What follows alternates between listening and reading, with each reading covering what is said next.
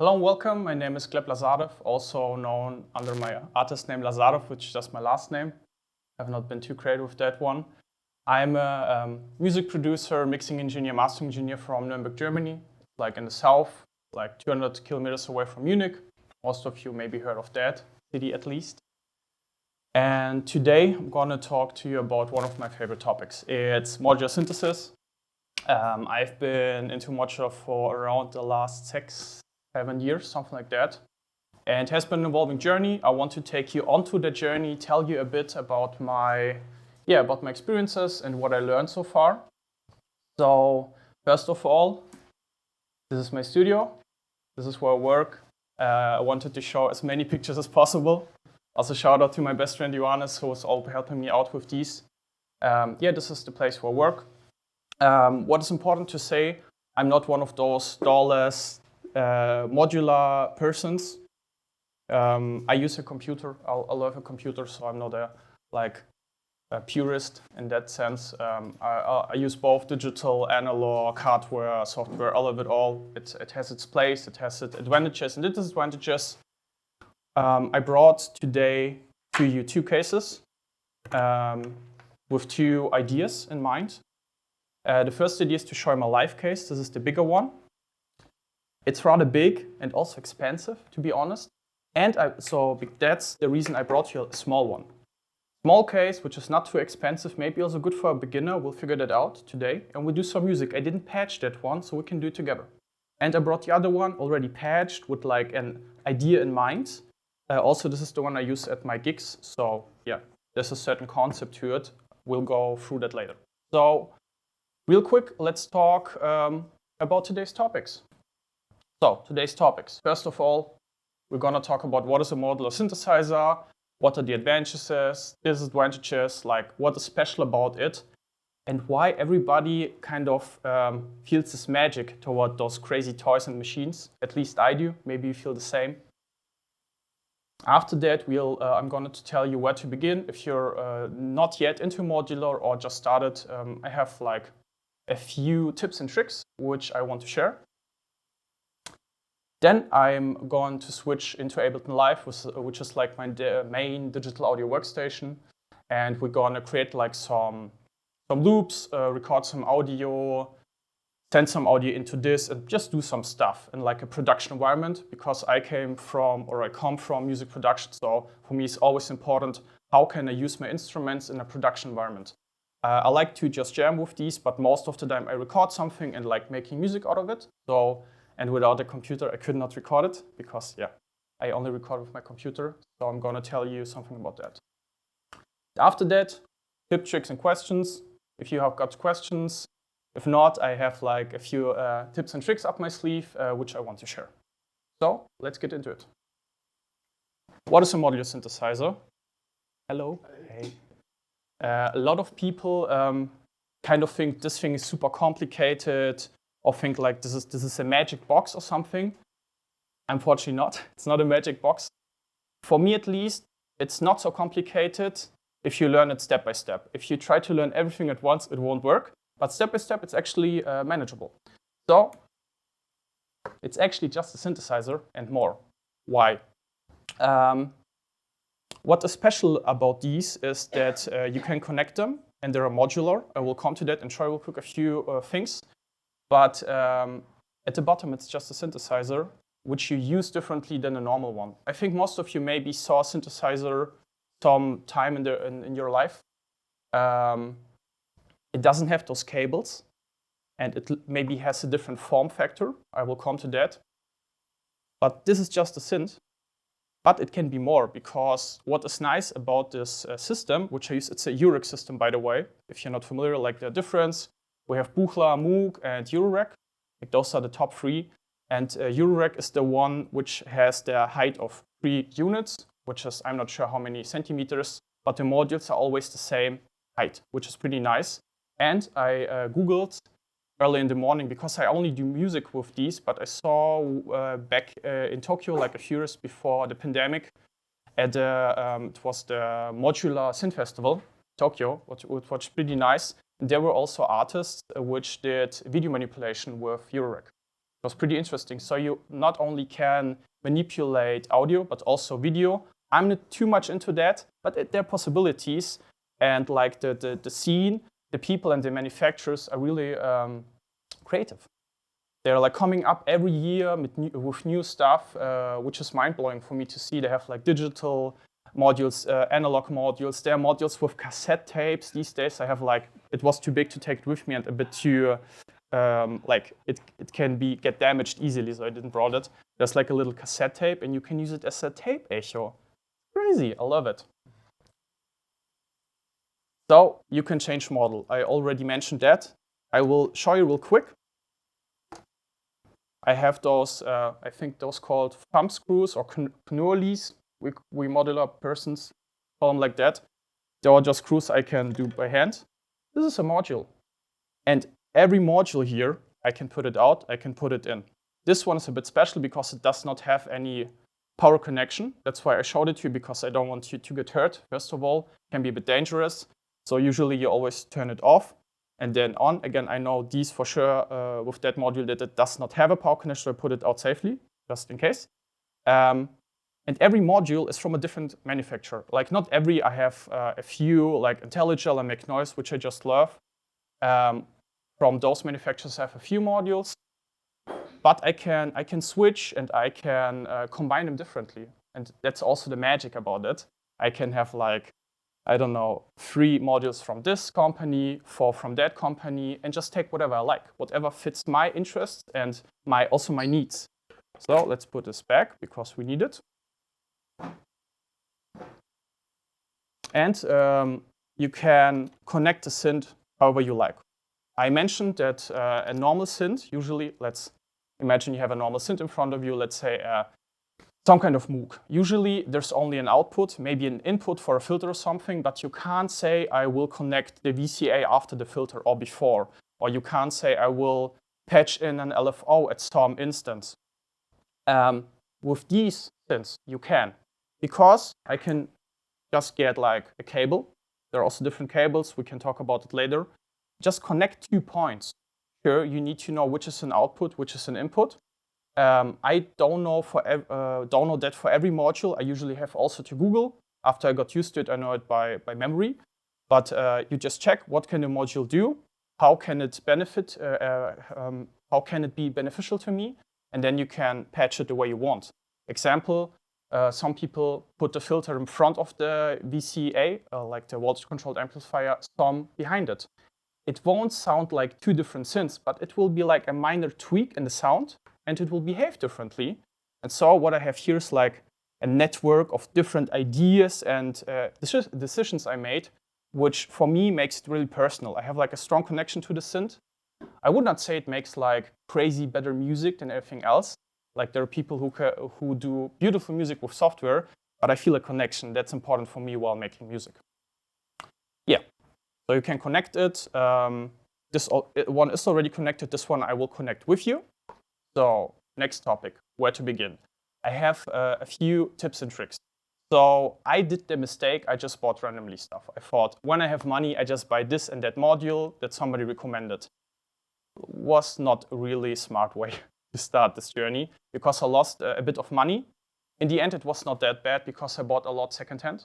So I could just swap it with somebody, change or sell it again and not lose too much money. But like few modules can be really expensive. Like this one, for example, is a few €100. If you buy it new and then try to sell it, you will lose money, for sure. So these days, I always try only to buy what I need. Like, for example, I patch a few weeks. If I feel that there's something missing, then I just try to find another way. This is actually also the point where I'm most creative. Because if I just buy something new, I'm totally confused how it works. I need to figure out. But when I try to think in different patterns than usually, that's where the magic happens. So I usually wait a few months or weeks before I try something else to buy. So this is really important. Don't buy everything at once. Do it step by step. And for this, there are like 2 approaches. First approach is called semi-modular. Or it's not an approach, it's a kind of synth. Like we have normal synthesizers, which are non-modular. We have semi-modulars, which are kind of half modular, you could say so, and we have modular synths. What is semi-modular? I will show you. I have 3 examples of semi-modular synths and what makes them so nice to begin with. With these cases, you have like a power connection and you need to buy every module separately. So if you need like a simple, let's say, subtractive synth line, you need like 1, 2, 3, 4, at least 4 or 5 modules, depending on what they can do for you, to get like a normal synth sound, which is not special at the beginning. I mean, you can wiggle around, but that's a lot of modules to get for the beginning. So semi-modular can help you out with that. It's just like already a perfectly built synth, which has everything you need to make music with it. And it has like a little patch area where you can put these cables in and try new connections, which is pretty nice. And you don't need like an additional power connection or something, because usually they come with everything, so you can use it standalone, and then you can buy different modules and connect them to the semi-modular patch field, which is, I think, for the beginning, really nice. The other way is you buy a small case with, I wrote you down what you need for like I think the minimum. You need a MIDI interface if you want to use it with like your DAW. If not, you need a sequencer. You need a VCO, which is a voltage-controlled oscillator. That's the module that gives the sound. I will show you in a minute. Then you need a filter, also called voltage-controlled filter, VCA, which for me didn't make sense until I got into modular. The VCA connects different sources, for example, an envelope and signal from a VCO, and only plays when the envelope is triggered. So you can like hit a button and then it plays. Because this is also an interesting aspect. I learned synthesis through this. I got synths before, but I didn't really understand how they work. So this was a deep dive into it. And you need an output module, some kind of module to get from the small jack to the big jack to connect it somewhere. You can also have like an adapter or cable, but sometimes it's nice to have one here. You have a knob to just turn the volume down for the sake of your ears, because sometimes this stuff can get really loud. I can only advise you, if you're experimenting, watch out to not damage your ears. I already messed up this a few times. The third option, which is kind of in-between thing, you can go digital with CVC Rack. I'm showing you this real quick.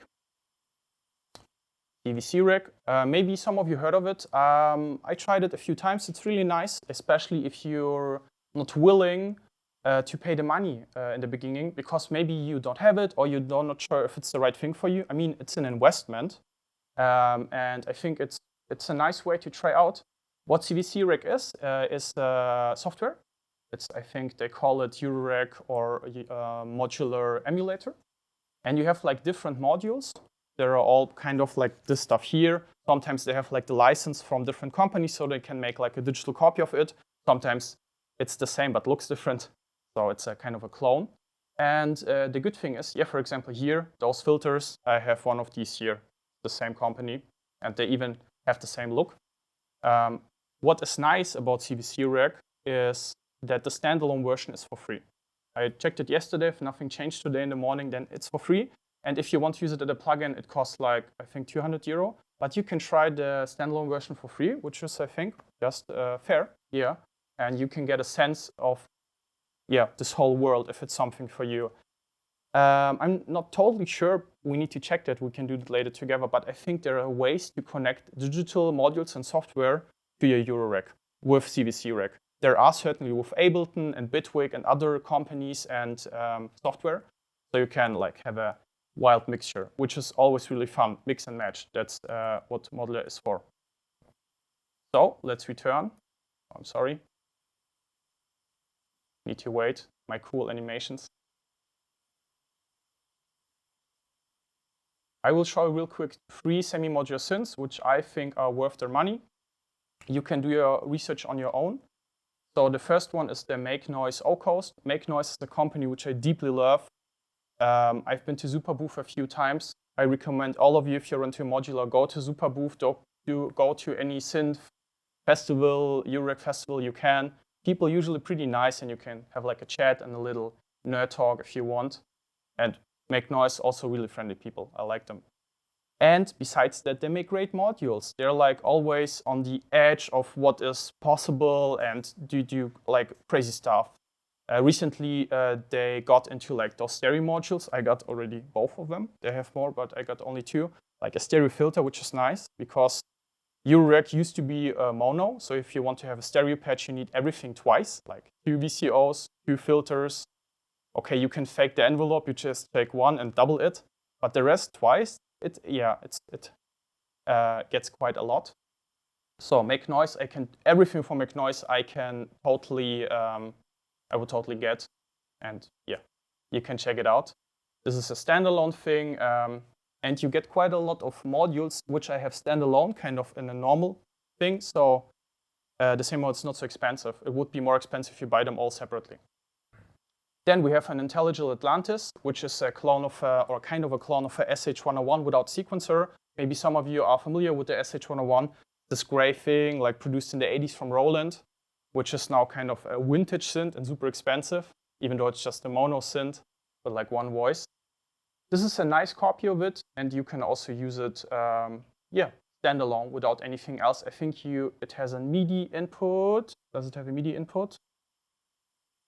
Okay, no, it has gate and CD, but you can have like a sequencer or an interface. You can use it standalone. It's really cool, and there you can patch your first ideas in the URAC world. And then there's the Moog DFAM. This is the case of it. I just exchanged the modules and have the DFAM at home because I thought this is more interesting. Yeah, Moog is also a great company. This is like a rather raw and techno-ish semi-modular synth, which I also have, which I deeply enjoy. It has a small sequencer built into it. It's actually built for drum sounds, but you can also use it like for percussions and bass, which is really cool. So yeah. Also, let's maybe talk about how can I use my modular. So first of all, you can use it as an external effect unit. That means you can route from your DAW or even from your guitar. Imagine you have like a guitar or a bass or any other instrument. You can connect it to your case and like manipulate the signal with the modules you have. I got a patch here which does that. We'll get to that in a minute. Then you can create a random noise generator. You can do like the possibilities are endless. You can do a lot of stuff. I just wrote down a few possibilities which I did recently, the last few weeks I've been into like random stuff, which I really liked. So you can do that. You can have like a clock in, which we trigger something, so it doesn't mess up with the BPM, but then it gets like random. Information is wrong. You can also use it as a simple synthesizer.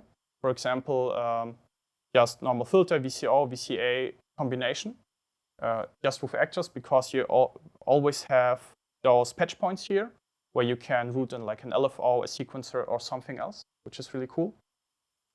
I'm not really a fan of just doing simple synthesizer stuff with that, because usually, if I'm totally honest, if I want a normal synthesizer sound, I take a normal synthesizer or even a plugin.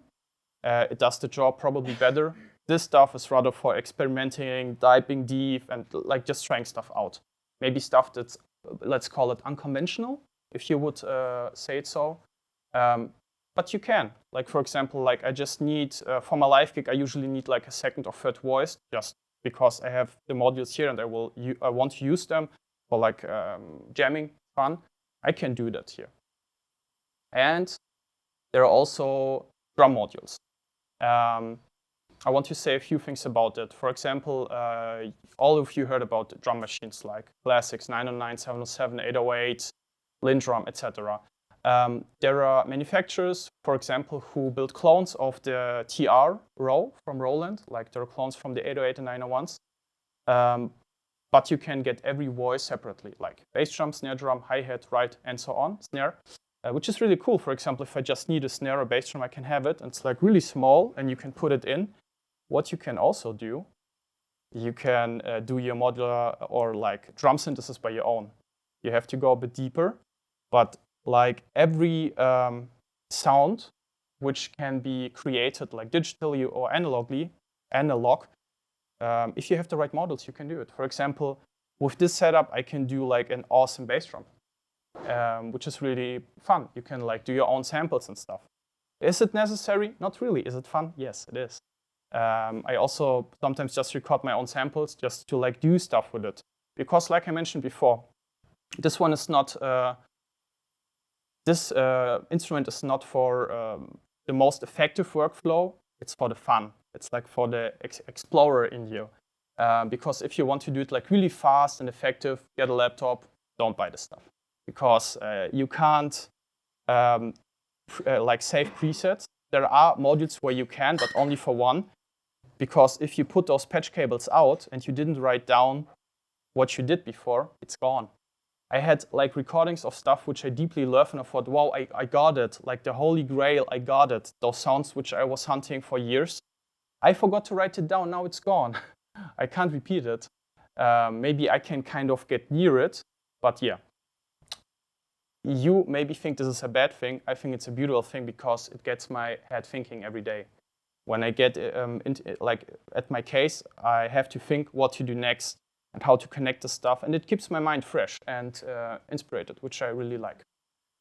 So let me real quick check. We talked about CVC Rack. I wanted to show you this rack, which is in front of me from left to right, and also wanted to show you this website, Modular Grid. Anybody heard of that website? Yeah, you did. Super cool. You can check it out. I like it really much. First of all, I can show you, there's like a marketplace. And I think my first like 12, 13, 14 modules I bought there from like different people around the globe. It was really a nice introduction to this world. One time, a Greek man wanted to send me modules and he forgot. And then he apologized to me and sent me candies from Greece, which was really nice. But stuff like that happens, or you like get a number from somebody who's been into this like for years. You have a little chat, and those persons can give you great advice. And usually they're really friendly. You can have like a bit of a conversation and yeah, just exchange experiences. Which I like this this thing of this whole modular scene, that people are usually, they want to share their stuff. They're like not always how do you call it? Not the opposite of introverts. Extroverts. They're not extroverts. Like they're kind of sometimes special synth people, but they're all really friendly. You can have a nice chat with them. Like this personal connection is always there, I feel. And what you can also do on this site is to plan your rack. Because as I mentioned earlier, if you buy a case and it has like a built-in power supply or even an external, which you can also just here put it in, there's a maximum of how much power this power supply has. Because for example, if you have a power supply, you can't power your whole house or your car. Like this power supply is for this laptop. So this power supply is like for a number of modules. Every module has another power consumption. I'm not really good at calculating this, but the site is. And you see a few informations. For example, we have how much power it takes. Usually your rack is a plus 12 volt minus and 5 volts. So we have 5 volt 0 milliampere, 150, 255. Then depth, I think this is the depth of the maximum module. It's like 55 millimeters, good to know. Because some cases are deeper, others are smaller. So if I really deep module and a small case, I can't put it in. For example, I have modules here which I can't put in here. That you need, to know. And last but not least, you get a price tag for it, so you can look what's in your budget and just be on the safe side. And also you can look for these modules on the marketplace, which I really like. So this site is really cool. I like it. I And now I want to make some sounds with you. I prepared an Ableton session and I want to record a bit with you. I will show you also a few things from this rack.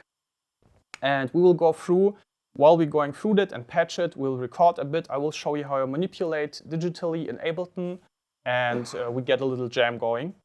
So yeah, let's have some fun. Let's start with, I call them fake stereo pads, because this synth is mono, but I can make it stereo by recording it multiple times and panning it hard left, hard right. So it's stereo, and it's really fun to stack those sounds. But before we can do that, we need to go through the synth so I can show you a few things. As I showed you before, we have like, I have a lot of make noise, like this, and this is all make noise. STO is a oscillator with 3 outputs, which we'll go through in a minute. Then I talked today a few times about a VCA, voltage controlled amplifier, to connect the envelope, in my case, and the oscillator. This is not a VCA, this is a low-pass gate. You can use it like in VCA. It sounds a bit different. It has something built in called vectoral, which like somehow works with how much light is going in or out. I'm not too much into the technical side of this, but it sounds really cool, especially for like percussive stuff, which does not need a too short envelope. So it took that one. Also, I only have one VCA, which is already in use here, and it's really big, so I couldn't put it in this case. Then we have a Mavs. If you start in Eurorack, everybody's going to tell you about this module. It's like their module, #1 most sold module ever, I think. We could check on the site, like there's a ranking. This got it all. I think in the manual there are like 40 functions for this module. There are way more. I'm not aware of how many there are, and I actually use it for like the 10 same things, which is already a lot. As far as I know, this is like also a clone from a little digital computer from a company called Buchla, which started in the 60s, which is also great. Like they did not do this form factor, but like a different, and Make Noise tried to bring that back, because the person already died who were building these. They have their own company, but they're crazy expensive. Like this is already crazy expensive, but Buchla is like crazy expensive. Maybe one day, not yet. So Mavs, there are a lot of memes and jokes about it on the internet. You will find out soon. Then we have Döpfer. Let me tell you real quick. 1996, Dieter Döpfer invented the Eurorack format. I think he had already before that the Eurorack format, but the first system was like the A100, released in 96. I'm not sure which month or day, but it's pretty sure it was 96. Also, I have a lot of stories about this whole modular world. Dieter is still at the super booth personally, even he's like a legend, because I'm not sure how many hundred manufacturers there are, and this format is not even 30 years old, which is awesome. I love it. Every year there are new manufacturers, new people with new ideas. And this man still answers his emails personally. Had like a damaged module. He replaced like the modules for like a small fee, which was really friendly, and answered personally. So I saved this email forever. For me, it was a nice day. Then we have like this MIDI interface. This is actually not just a MIDI interface. This is from a person, I think from Berlin. His name is Tobi. Company called Tubotech. And I use it as a MIDI interface just to put like my MIDI jack in. So I get MIDI data from Ableton to my synth. This is actually a microtonal MIDI interface. That means it can quantize your MIDI data to scales which have more or less than 12 semitones per octave. Our Western scale system has 12 semitones per octaves, but there are different others, and you can kind of create your own. This thing is crazy. I need to learn it more. Really interesting. Then I have a blind panel, so I can't put my finger in and get hurt. And I have an output module, just like to put something in. So that's the case. And now, yes, half an hour in, we're in time. Let's start. So the first cable I put in is this one. So let's listen to the oscillator. We have 3 outputs. Let me real quick, so nobody gets hurt, put it real quiet. Ooh. whoop, let's put it here.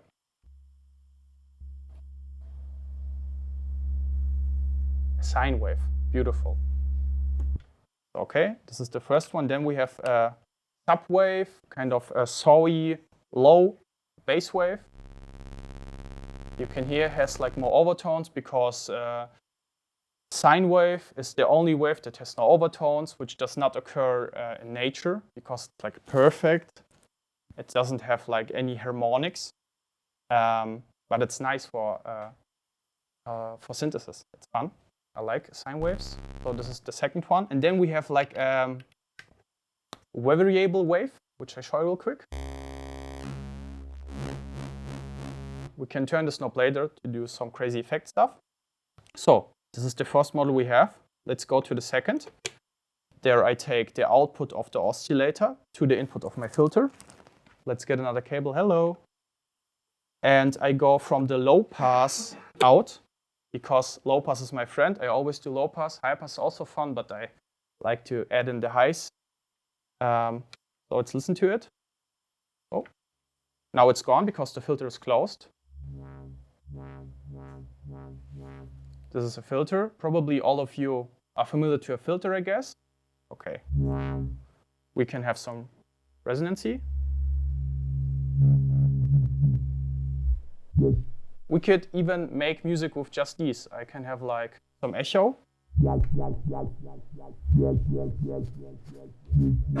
I could already have fun with that. We can manipulate something. So those are the two first. Then let's get to our interface. This one has a crazy wild submenu. If I would try to explain you the submenu, I would probably get lost. I saved it in the hotel room today, so it works. Yeah, it's like crazy deep module. I only mention it because I use it like for this tiny thing. It can do more. Like using it as a MIDI interface doesn't give this module justice, but it's there and I will use it. So what we do now, because as you heard, we only had one pitch. It's always the same, even though I filter, it's the same pitch, which is kind of boring. We want like maybe a bit of melody. So I take the CV out of my MIDI interface, because let's see here. A few of you familiar to Ableton Live? Yeah, okay, cool. Ableton Live is really cool. So as you can see, from left to right on the x-axis, we have time. When we have a note, there's a trigger. If we have like when the note ends, the trigger is gone, and so on. On the y-axis, we have the pitch. This is a C, this is a D, A, G, and again an A. Oh, wait a minute. C minor, then we need A sharp or B flat. So I want to send the pitch information to my oscillator. We have a so-called 1 volt per octave input. In our most oscillators, a few have like some other input with hertz, which is like an old standard. Most of the oscillators use a 1 volt per octave. That means 1 volt more is 1 octave up. Pretty easy. So let's listen to that. Again, I'm gonna put out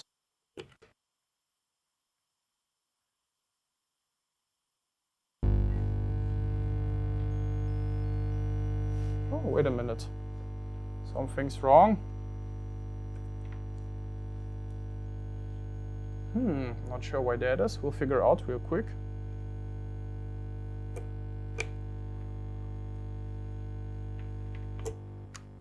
Sounds wrong. Give me a second, maybe it's the cable.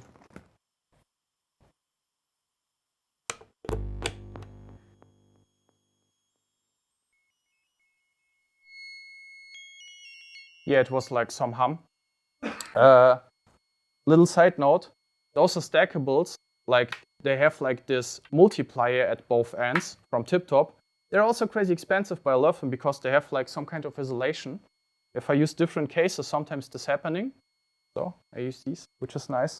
But there are also cheaper cables. There's no multiplier on each end, just a normal 3.6 millimeter jack, I guess. Yeah, just like this mobile thing. So let's listen. I can play pitch, but it doesn't never end. which is pretty annoying, I guess. I want to play like normal keyboard. I use this like as my keyboard, my computer thing. You can also use like any other keyboard just connected with MIDI. So now I want to only play it when I press a button. For that, we go from the gate out to my maths, because one of the a lot functions of maths is envelope. So always when I press a button, the gate gets a trigger, then the maths gets a trigger because it's connected, and from the maths, take this output. I won't go into detail, we can chat about it later. Maths like crazy module. I go into the input of the low pass gate, which we also can exchange against a voltage controlled amplifier. Oh no, I'm sorry, wrong input, bit nervous. So, and from our oscillator, we go into our low pass gate. And now we can connect the low pass gate to our input of the filter. Then it should work, I guess. We'll find out soon.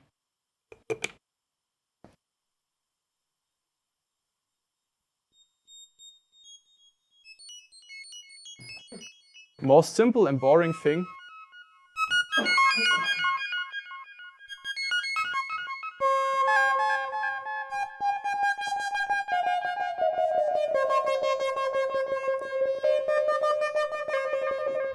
So we made our first little patch. And doesn't it look beautiful? You can see it. It looks beautiful, doesn't it? I love like this. My best friend, when he makes photos, he'll be like, can't you tidy it up? I'm like, no, this is the magic of it. It needs to look like a mess. Then it makes me happy. So we talked about fake stereo pads. Let me show you real quick. Just for information, I will use C minor. I usually either I just ignore completely all music theory I know and just do whatever I want by ear, or like if I do it in front of people, it should sound nice. So I pick a scale. In this case, it's C minor, and yeah. So what I want is first of all, I want to record a C. So we have here a note, and it plays. What I will do while it is playing, I will like turn the buttons a bit, so it gets like some modulation, and we'll record like 8 to 16 bars, something like that. Then we, oh no, I prepared the pad input here, so let's use this one. And after that, we are gonna repeat this 3 times. We're gonna record a C, then a perfect fifth, a G, and a minor third, E minor. 3 notes. Maybe let me real quick tune it so we have the right pitch. Yeah, that's also a thing. You always need to tune your oscillators. So I press a C, then a C should also come out, because if not, you can't play with other instruments. So all right, this looks good. It's a bit off. A bit off is usually also fine and sounds cool.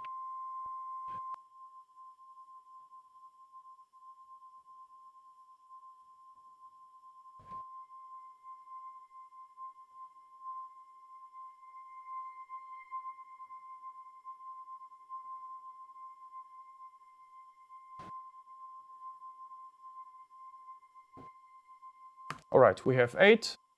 Let's cut this real quick. 1 to 9 is 8 bars. Sample Stutzen, it's on German, I'm sorry. I hope you're fine with that. It's a C. And I duplicate this clip 4 times. I will show you real quick afterwards why I do this. Next note, a G. Oops, wrong input.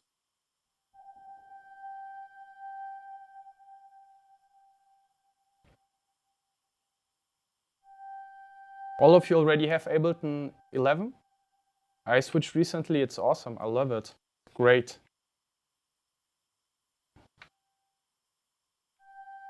Okay.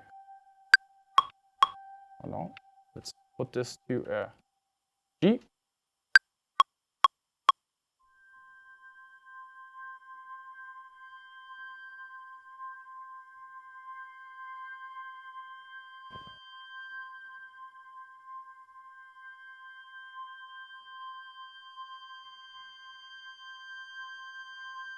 Cool.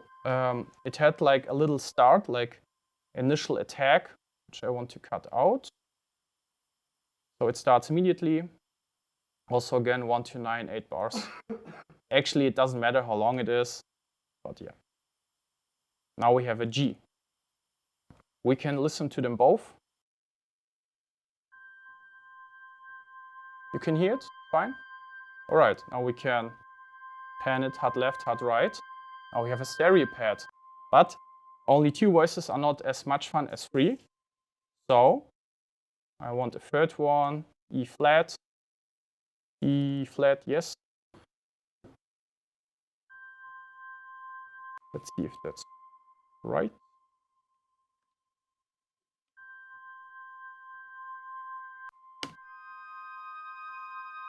Cool. Let's record that.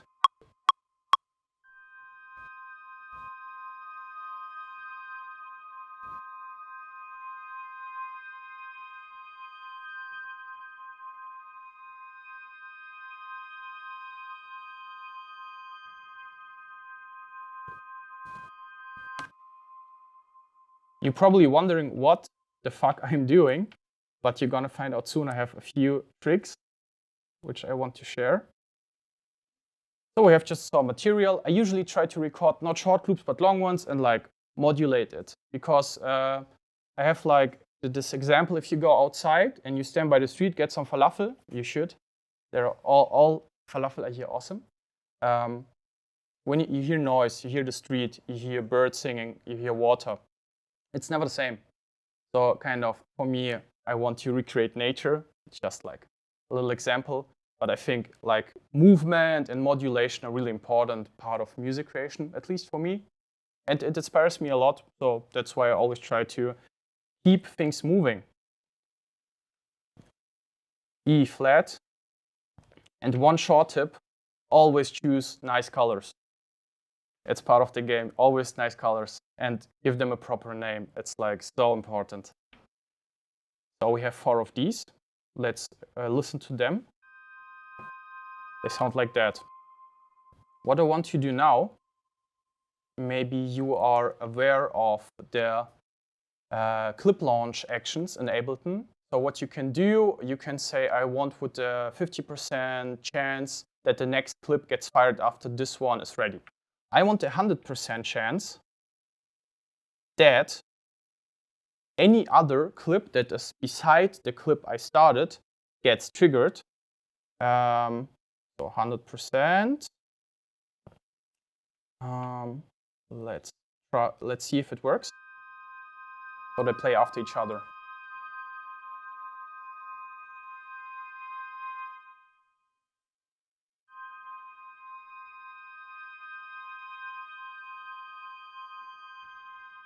After they're ready. What I will do now, at random clips, I will put him up 12 semitones. 12 semitones, octave, so we should have no problem here. An octave above or down is like pretty easy. I mean, harmonically, it will get no problem. It's moving.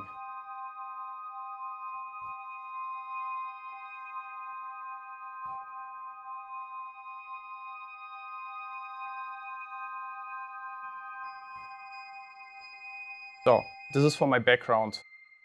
Some people use field recordings. I use this, or also mix for field recording. But now let's have a listen, maybe with a bass drum and the hi-hat, if we get like some sense of a track going.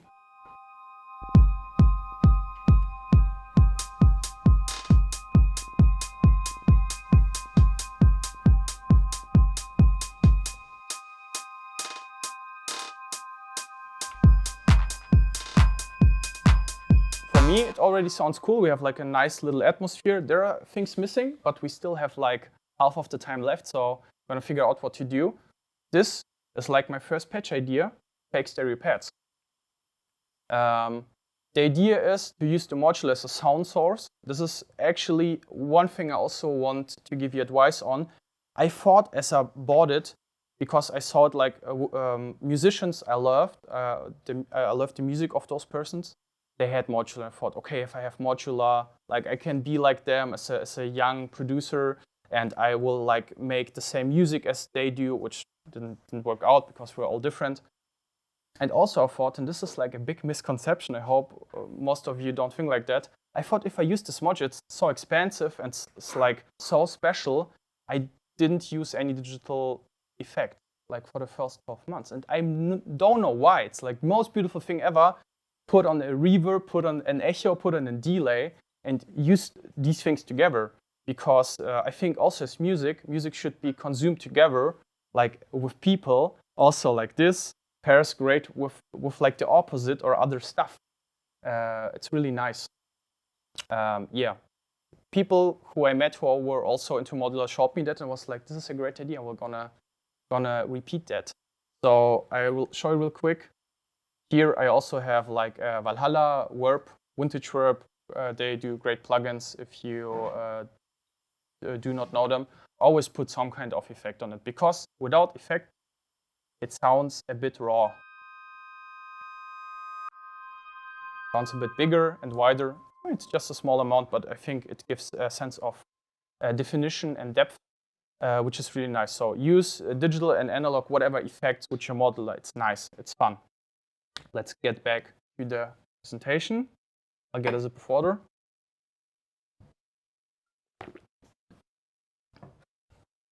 So after that, house effect unit. I talked already about that this is my live case, and I have like a little routing. I can show you real quick. I have like this cable going into this case. It has like outputs and inputs. And I just took one channel of my audio interface, mono out, to input here. And, oh, mic. And this one gets like to a little mixer, where I can choose if I take my synth voice or like the input of my computer. And then it goes like through an envelope, through a stereo filter, through a stereo delay, and back out again. So what we can do here, I have like a modular out. That's why it has a different color, which goes out to the 3-4. I think it is actually the 3, it doesn't matter, it's only mono.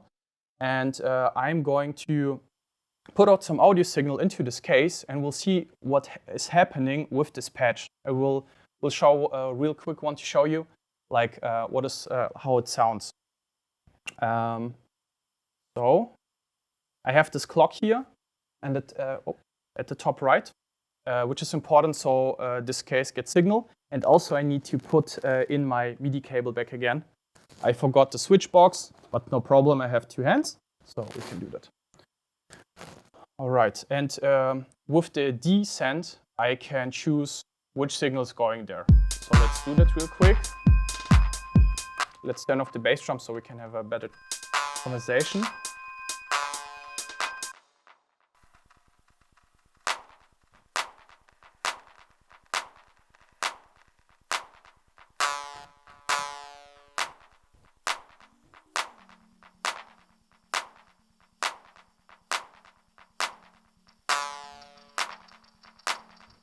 Can you hear like this little noise?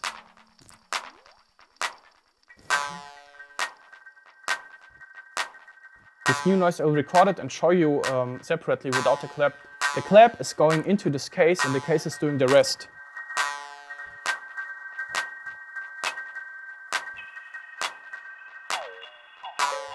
I can get like this little nice noises, which I really like. Because I don't like if the track is like too linear, so I try to have like stuff which messes with the rhythm, and then like the straight bass drum brings it back again. So let's record it, and I do a bit of automation. As always, 8 to 16 bars.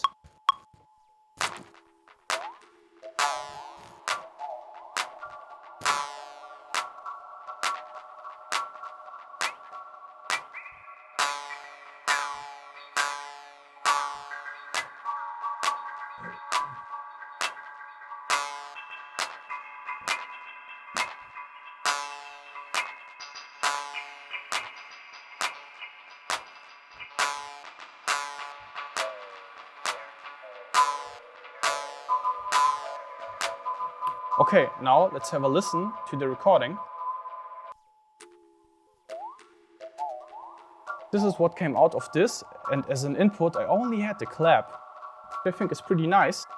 Let's maybe cut out the first bar, because this was a bit boring, because there was not happening too much, because the signal first needs to get in before like it gets catched by the delays and the filters. So let's maybe have this thing here and a bit more volume.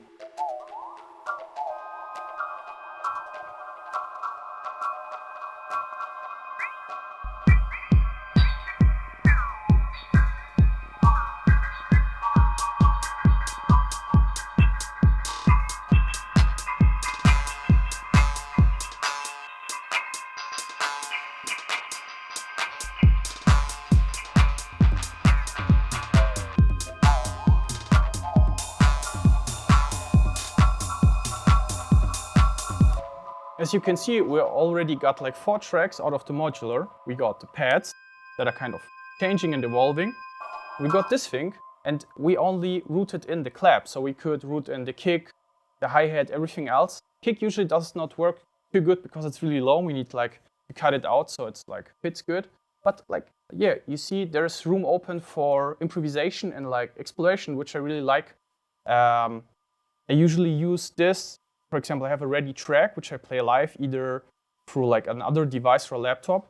That just route different tracks into this and just play around with it. So live I have a different version than it used to be in the studio, which also for me sometimes it works. Sometimes it's a disaster because I can't hear what this thing is doing. But that's like, yeah, that's part of the magic. All right, let's get back to the presentation. We have fake ferry pads, fake stereo pads, house effect unit, as I call it. And let's have maybe a simple synth sound. For this, I already prepared like a small, just need again, take the other case, a small melody.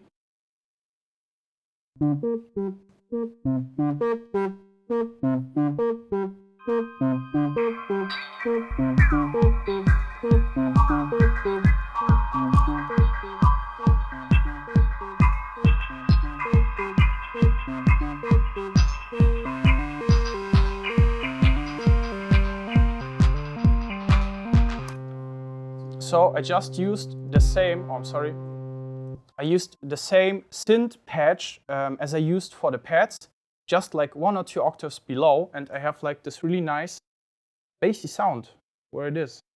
Oh, sorry, wrong channel.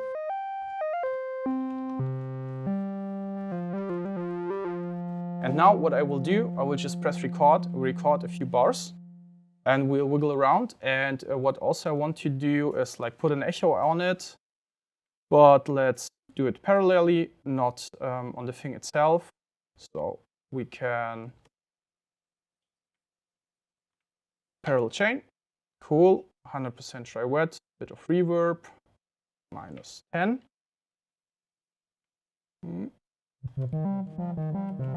Okay, now we have it. I turn off most of the stuff so we can hear it good, like with the bass drum. Also, maybe you see I have if I record something, I always put audio to external out and delay the rest by 15 or 30 milliseconds, because the signal gets out, it gets in, we have latency. This is my workaround for it. I guess there are other workarounds, it works for me. So I just hear it in time, because it would be like 50 milliseconds or 20 later or 30, which can be a lot. And yeah, it can like mess with your timing and your movement.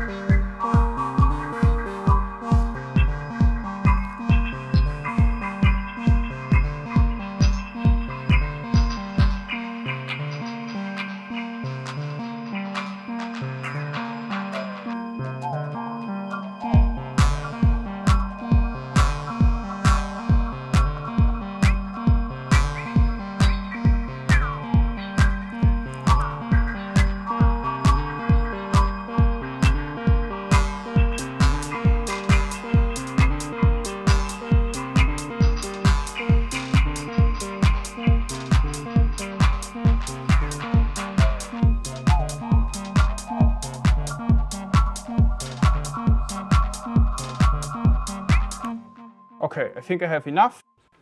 Around 32 bars. Let's check like the last. Yes.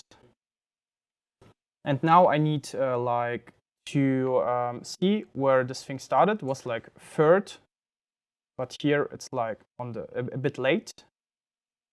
Here you kind of can see the delay. Should be look something like that. So again, put this to master and have a listen without the rest.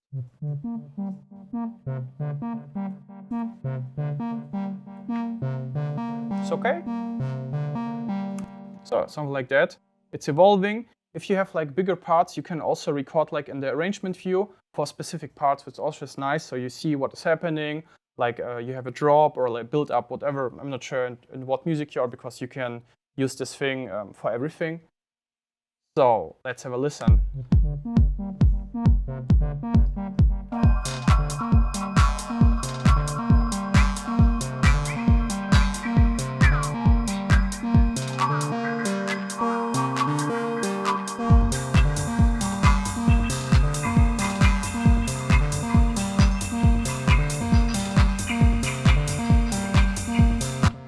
We did that kind of on scratch. I mean, I prepared everything, and it probably took me longer if I would do everything here live.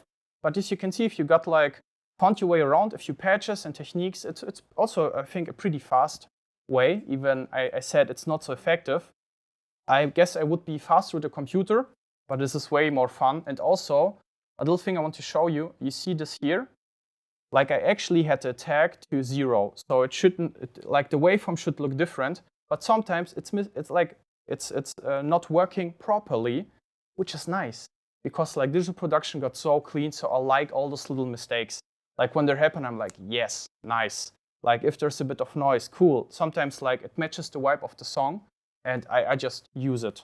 This is also like the benefits of it. For example, this smaller case, because I'm not even sure why. Something is a bit wrong with it. I recorded a bit, and it always like has those clicks and pops, but I found them beautiful. They're really nice, and I just, yeah, I kept them.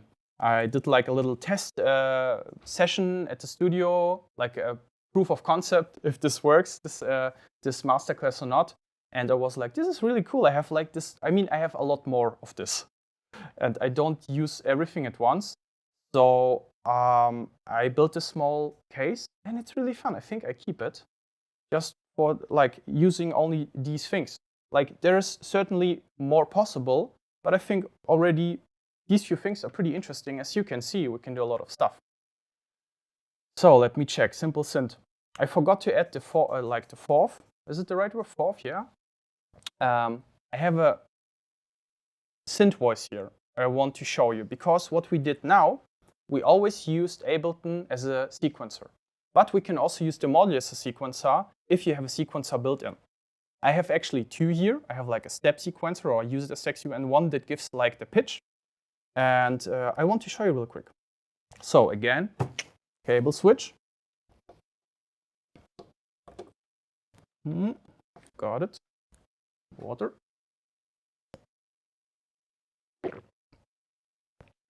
Right.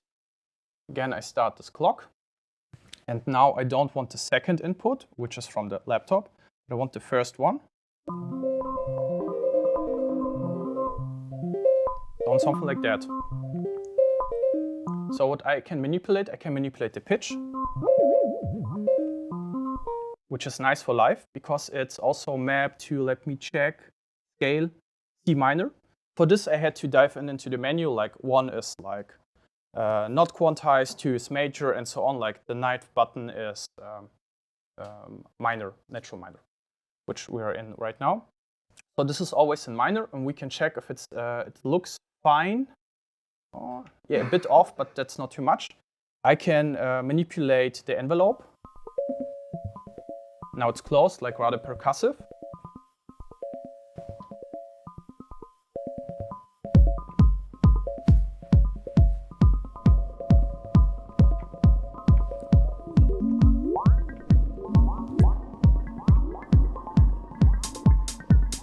Fun. So this is why I take it with me, so I can play around. I can also say when it should play. I have like 8 buttons in front of me. Now it plays 1 and 2. Let's open the filter.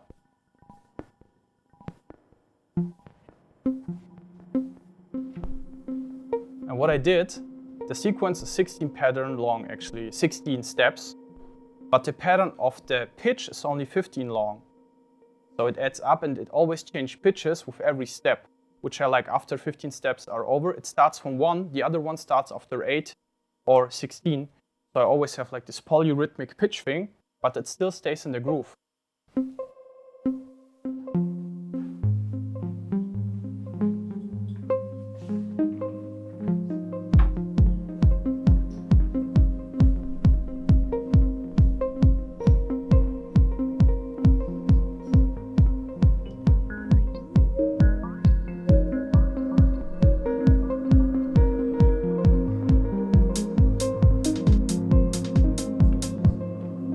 So I want to record it real quick. I also just mentioned, I didn't tell you a few things about the drums. I put like some beat repeaters on them, which I really like. I usually did it by hand, like with manipulating the audio, but it's so much easier. Here, do you hear those little glitches? They are coming from the beat repeaters. Like this ratcheting, or how I call it, those repetitions. It's really nice. I put them on all drums, also the bass drum, and I think it gives like a looser feeling to the drums, which I like those like IDM feeling.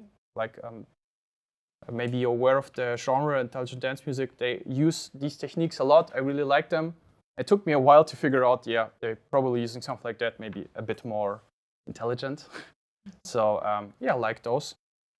I want to record right now something, and then we'll keep on doing the rest. So let's start our bass line.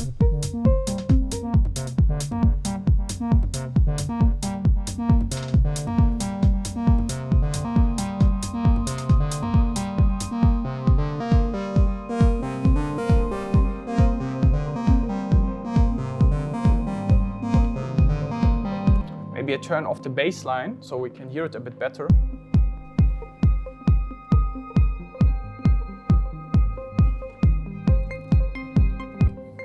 The nice thing about this oscillator, it's like a digital one. I have a lot of expression just by twisting a knob, turning a knob, I'm sorry.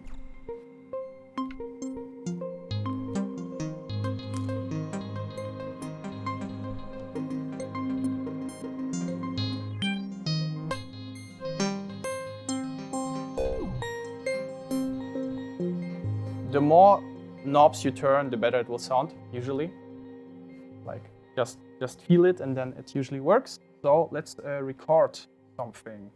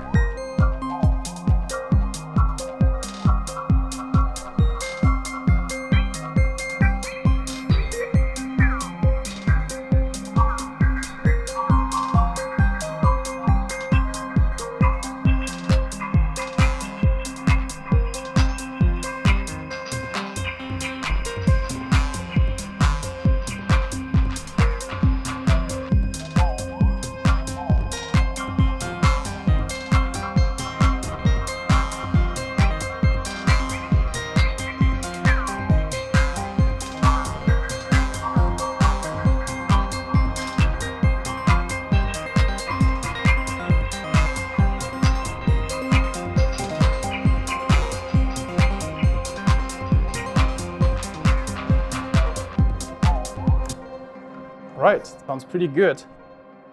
Actually, I'm happy it worked out. Sometimes this goes wrong and the song at the end sounds totally horrible to me. And then I'm kind of like, hopefully nobody mentions, but this one I really like. I hope you too. So let's again quantize this thing. Go on the master out. Also this one. Oh yeah. and like choose a length. And I think this beginning would not sound too good because like there's this empty space. So let's like put the beginning at 0, but like the loop at, is it 16, 17? Then it loops just the second half. So, and now let's listen to our song. I'll do a little live mixing for you. Like.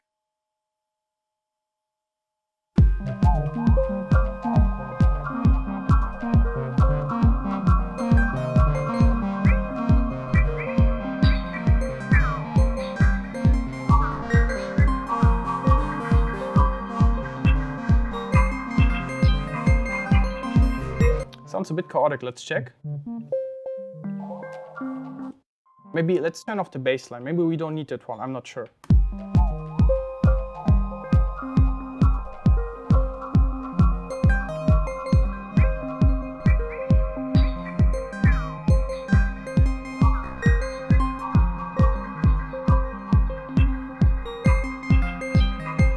I think this one sounds off, doesn't it?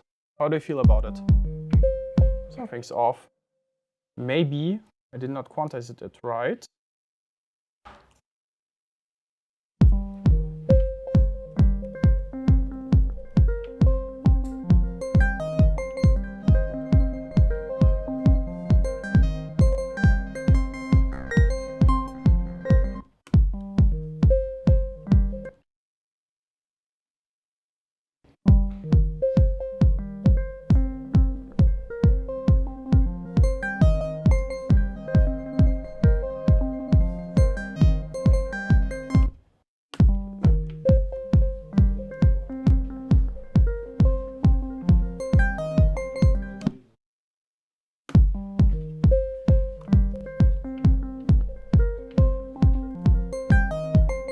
Record it one more time, and now we take care about the timing. So as you see, I did not cheat on that one, it was improvised, but that happens also sometimes. I usually just, we can actually keep it for reference. Maybe you can cut out something later on, which is sometimes nice. I just put it down then. So let's try one more time, and now I will keep track of the timing.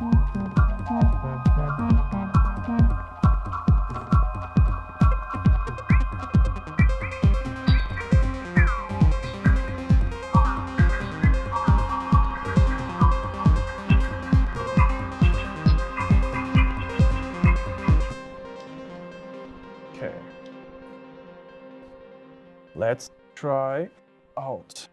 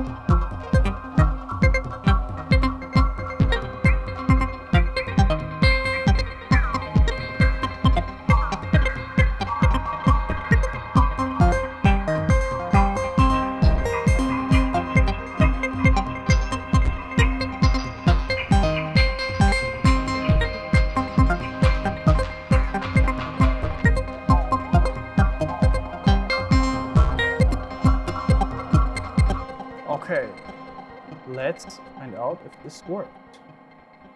I think we started on the 1, so this should be also on the 1.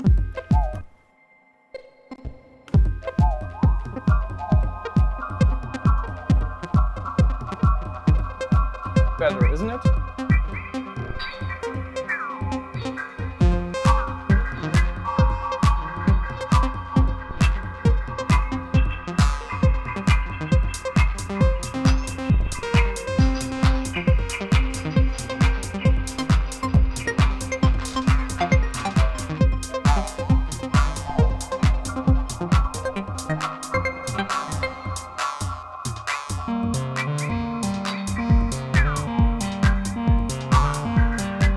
We probably would need to make a little arrangement.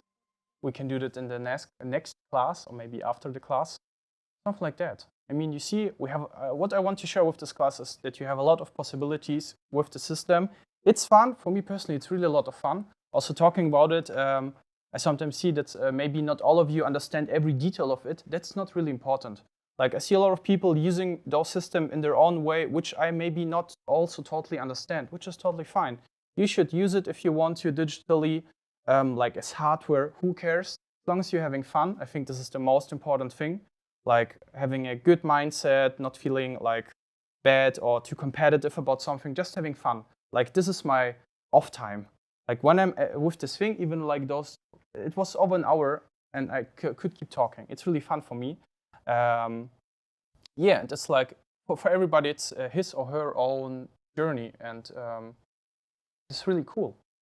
I have 1, 2, maybe 3 points which I want to share with you. After that, we can go through some questions if you want to. We can also have a chat afterwards, whatever feels best to you. So, tips, tricks, and questions. Modular Grid, already showed you. It's for free.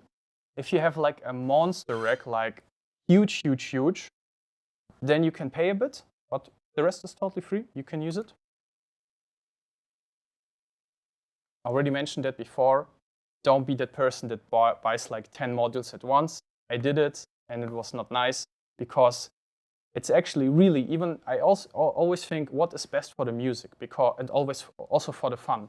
It can get intimidating if you have like a full new case. Imagine you had to work with my case. You maybe know 2 or 3 modules, or I have to work with your case. Would be a nightmare. Would be like, okay, I can use 2 or 3 modules, and the rest is like, I want to use it because I have it in front of me, like you're like a child in a candy shop. But it takes time. For me at least. I'm usually a rather quick learner, but still I check the manual, or I usually check what this thing does, and maybe Google a bit, look at a YouTube video, watch a YouTube video.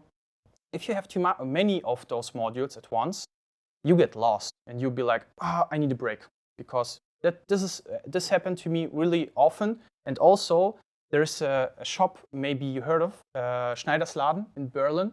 Nice staff, nice synths, everything awesome. I think they also have something to do with the super booth, don't they? I'm not totally sure. But they also told me, like, don't buy too much stuff at once. Like, only what you need, and they're like real experts. They do this like for ages. So yeah, only if you really need something. And then go out, take your modular, and meet with friends. For me, this was a thing I also learned too late, because I had like my freelancing music studio. I was like, I need to work 24/7 to do something, to get somewhere, and it didn't really got me far, I would say, mentally and like as a person, because I think music should be like celebrated together, and then it could be also made together. Why not? It's really fun. What I often do is, like, I have a track. I send it usually to my friend Finn Klein. Hello. He's like a mathematics student. He's like good at everything. He's like perfectly good at everything. And I'll send him a not ready track, and he gives me feedback. And maybe he's coming around and he sees my systems or my track in a completely different way, and we can exchange. It's really nice. Also, you can have a coffee, have a chat, have lunch together. I think for me, this was like a really big lecture. Work with people, like people you like, people who are on the same level as you. Also, even if they're a bit better or like not that good as you, it doesn't matter. If there's an exchange personally or like on a musical level, it's always nice to have people around. Also, yeah, being alone in the studio or at home making music, it's not that much fun, at least for me. You can try out. Get boring modules. What I mean by that, as you can see, a lot of modules have like blinking lights and big knobs and look cool. Sometimes the boring stuff is the most interesting. For example, those little clock dividers, clock sequencer, is really handy, but it's not so, let's call it sexy module, because it doesn't look so fancy. Also, like, there are a lot of logic modules where you can have like logic, and so it puts out a signal, one or the other, or both, or it adds together. Those are modules that are really nice. Also, for example, I found out like 1 or 2 years ago through a YouTube video, precision adders. You can like add a perfect fifth or an octave by like a switch. Unfortunately, both of mine broke at the same time. I think I did something wrong. But like really great modules, they don't look interesting. But if they only because they don't look interesting, like with people, doesn't mean that they can't be good for you or like in a musical sense help you out. So thank you for listening. You can find me on Facebook, Instagram. This is my mail. Feel free to write me if you want to. If you have any question, please be happy to answer them. What would you mind? Thank you. What's the difference between gate, trigger, clock, and these start-stop things? Okay, good question. Some things are like kind of same because you usually have like two signals. Triggers is like 1 and 0, either on or off. For a clock, I think this is the same, also a trigger. Gate, I think, is meant that it's the input of, for example, an envelope. And a trigger it's called if it's like for a start-stop of a sequencer. But these terms get often mixed up. I feel like, at least at my experience, it's kind of the same. Sometimes like a clock needs like a really short signal. So it like stays at a, how do you call it, BPM, beats per minute, how fast it is. But most of the time, like trigger, gate, it's actually pretty much the same. Like, for example, here is also like a gate output or like a trigger output, but I put it into a gate. It's like, it just like gives you like a little ping and then something happens. And the only variety is if like this trigger is maybe too long or too short. For example, I have this little sequencer. Usually if the trigger is too long, I can show you real quick. For example, I have a trigger here. Yes, those green ones. This gives this sequencer the trigger. It's called clock in. So I just give those notes. Sometimes what is necessary to do it like that, so then don't touch each other so it gets a proper signal. But that always depends depending on the module. And to be honest, I didn't care too much about it. I just put it in, looked what worked, and that's all. If anybody got a better answer, we can chat, but that would be mine. So it's most of the time the same stuff, except you have like a super special sequencer module that needs, like there are also, I think with triggers, there are like different lengths and one or two other things, but usually it's just the same thing. Just wondering because I have the Moog. Yeah. And they have all of it. So there's a trigger gate and the start, stop, and ADV. I don't know. Yeah. So yeah, it's kind of different term for the same thing. Yeah. Okay. Yes, but yeah, it is. Okay. But it's funny because here on my envelope I have gate and re-trigger. Okay. Side to side. And I have another question. Can you get a case which is like chargeable and have like small speakers so you can take it outside or something? I saw cases with little speakers. There are. I didn't saw any with like a battery pack, but I saw people, they have like a battery pack where you can put in like a normal wallet plug, or how's it called? So you can take it outside. But unfortunately, so far not. But I think it will come. But so far not for modular. I'm not sure whether it is maybe like the power consumption is too high. I'm not totally aware. I don't know any case yet.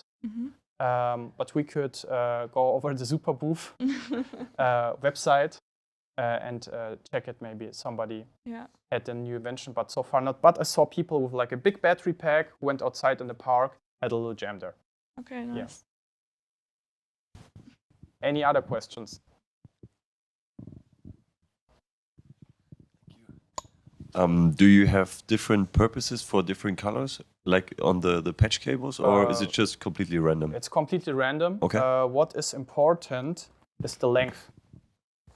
Like, I think this is 90 centimeters. This is like a really short one.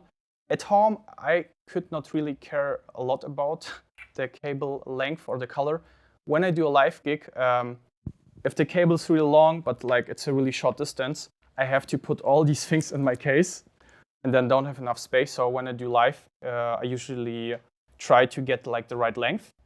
Also, I try if I have a stereo pair, I try to get the same colors, yellow, yellow. Okay, this is the only stereo pair.